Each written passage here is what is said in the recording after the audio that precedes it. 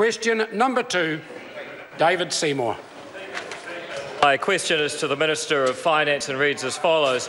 In light of his statement in the House on 11 March that low inflation, quote, makes it more challenging for the government because higher inflation pushes up the tax base and enables us to collect more tax in a growing economy, end quote, does he agree that this phenomenon of fiscal drag is just another description for an increase in effective tax rates?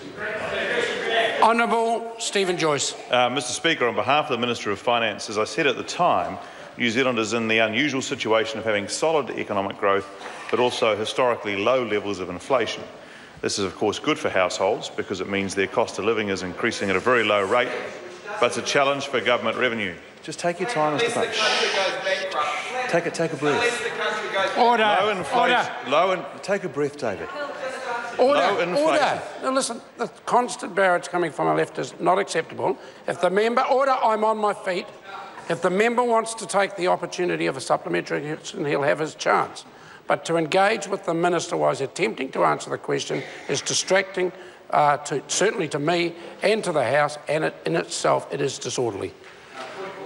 Point of order, the Honourable David. I would ask you to enforce standing orders and to expect ministers to address questions rather than give the member will resume speech. his seat. He'll be having a very early departure from the House if he carries on like that. The answer was being given. It was being interjected from the member, so that was create order. If there was one more outburst from the Honourable David Parker, he will be leaving the chamber this question time. If there is constant interjection coming from the left of the House and the minister's responding to that, it's not helpful, but the initial cause of the problem is the interjections from the Honourable David Parker.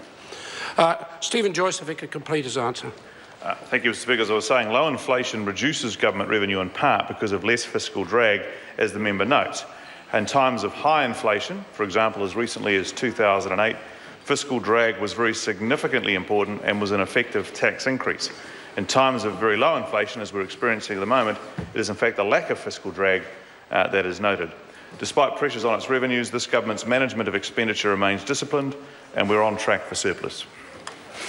Supplementary question, David Seymour. As a time of low inflation when fiscal drag provides little additional revenue, as the Minister has noted, not the perfect time to introduce greater transparency into the nation's tax system by indexing tax thresholds for income to inflation? Honourable Stephen Joyce. Mr Speaker, on behalf of the Minister of Finance, in regards to income tax and indexation and reducing tax rates, we've been very clear that that was something we'd consider from 1 April 2017 if economic and fiscal conditions allowed. Any tax reduction would be modest and focus on low and middle income earners. And we do have the concern that the member outlines that as wages are rising, people can be taxed more. So we are interested in doing that. Would we do it in terms of an indexation? That's something that we'd address at the time once we were confident we had the room to do so. Supplementary question, David Seymour.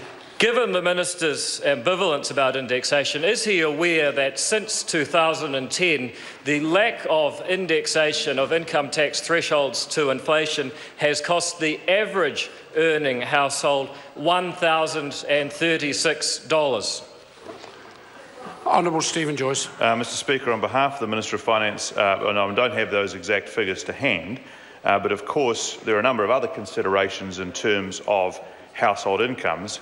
For example, we've had very significant ACC reductions over the period. The income tax reductions in 2010 reduced income tax revenue by around $600 million over 3 years, and that broadly offset the estimated fiscal drag effects. On top of that, of course, households benefit because inflation is lower, and that, of course, means that their cost of living increases are lower, which means that most households will be better off under the fiscal arrangements that this government is progressing than we have seen from previous governments.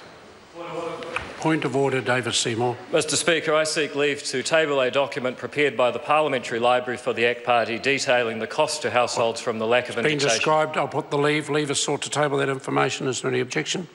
There is none. It can be tabled. Order. Question number 3, Alfred Nardo. Thank you, Mr Speaker. To the Minister of Finance, what recent reports has he received on New Zealand's economic